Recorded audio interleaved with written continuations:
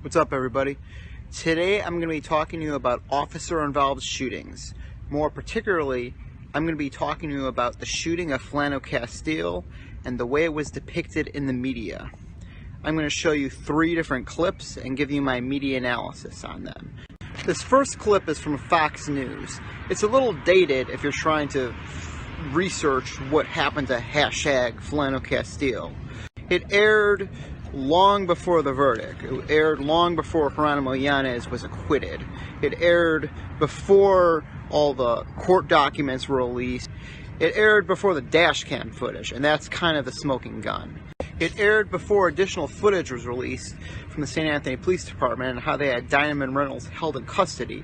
And because it was before this information was released, there's this little back and forth between Megyn Kelly and author D.L. Hughley. You're making assumptions because we don't know what happened. No. What we have right now is her testimonial, which doesn't capture the actual event. Do we know whether she's credible? Do we know whether... We know this. We know he had a permit to carry a gun. But that doesn't answer any of the questions. That absolutely answers the question. If he pulled the firearm on the officer, if he didn't disclose it, if the officer felt threatened. Of course, it later turned out that all the speculation from Megyn Kelly just wasn't the case. Philando Castile didn't pull a gun on Officer Yanez. Officer Yanez never even claimed he pulled a gun on him. This whole Fox News segment was actually a pretty good representation of the debate that has happened in America. Both voices were fairly moderate, and Megyn Kelly wasn't saying that Philando Castile deserved to die, and Hughley wasn't saying anything too far to the left as far as I can see. And it was a good clip because you can kind of pick your side of the arguments and relate to the person and root for them. There was this, though. The only place racism doesn't exist is Fox News and the police department. That's the only place. That's absolutely true. That's insulting. You just insulted millions of people watching this channel. And you know what? I'm insulted by the things I hear on this network, so we're even. I could care less about insulting people that insult me on a daily basis. And then he starts to make the same statement at the end of the segment as well. The only place racism doesn't exist. Thank you for having me. Take care. Megyn Kelly rolling her eyes at the very end of the segment is not a good look. It sends a bad message about her guests, and it's arguably a disservice to the people who are looking to her for a source of information. That said, she was irritated, and it's entertaining. Anyway, my next clip is from the NPR podcast 74 Seconds. In this clip, we hear from Michael W. Quinn. He's a retired Minneapolis police sergeant, and he has trained many officers in Minneapolis. He explains about the Cooper Color Code. In the Cooper Color Code, there are 5 levels of awareness: the white zone, the yellow zone, the orange zone, the red zone, and the black zone. The white zone is where we spend most of our time, those of us that aren't police officers. We're not generally aware of our surroundings. Police officers have to spend most of their time in the yellow zone, though. This is when they are aware of their surroundings. The 3rd level of awareness is the orange zone, and this is when you recognize a possible threat. The 4th level of awareness is the red zone, and this is when you're responding to a threat. The 5th level of awareness is the black zone, and it's ironically not very aware. It's when you lose control.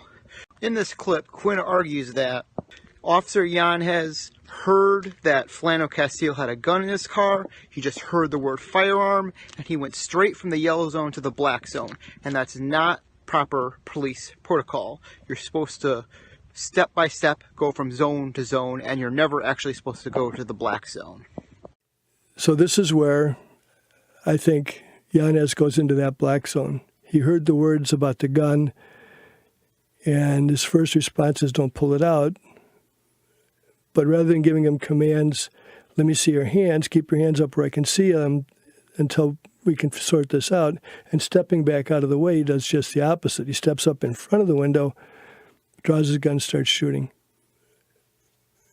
If this was a training scenario, and I supervised the Minneapolis Police Academy for 4 years, we trained about 350 cops during that time, and I was in charge of the deadly force training and in charge of the officer survival training. If I had set this up as a training scenario with exactly what happened here, we wouldn't use real weapons, of course, but with exactly those comments, with him saying, I'm not, and he had acted this way, that would have been an absolute fail on that scenario.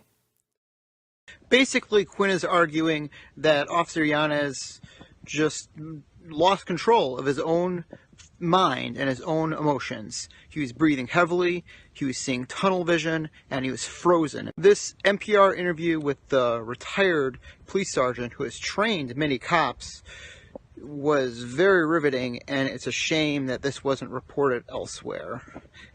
It's really good to hear from a police officer's perspective on this issue, and not just someone who is not crossing the blue line and not saying anything wrong about their fellow officers. Finally, I'm going to play you a clip from The Daily Show with Trevor Noah. This segment aired about a week after the acquittal of Philando Yanez and the night after the dashcam footage was released. There isn't a single joke in the whole segment. Noah is stern and serious. It makes us uncomfortable to watch a Daily Show segment with no jokes. And the message being sent is that this is no laughing matter. Seeing the child, that little girl, getting out of the car after watching a man get killed, it broke my heart into little pieces. Like, I thought of every joke people make about, oh, the most confusing day in the hood is Father's Day. People don't know where their parents are. Ha, black dads, black. That's a black dad that's gone. That's a child that grows up not knowing what it's like to have somebody in their life. Honestly, I think the segment was brilliant.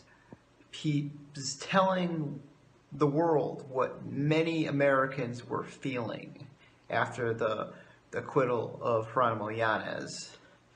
And it's also a rallying cry for social change. He sends the message that not only was this a failure of justice, a completely unjustified shooting by a person in a position of power, but also if Philando Castile were white, he would still be alive. Well, thanks for watching. I highly recommend you watch these clips in their full length.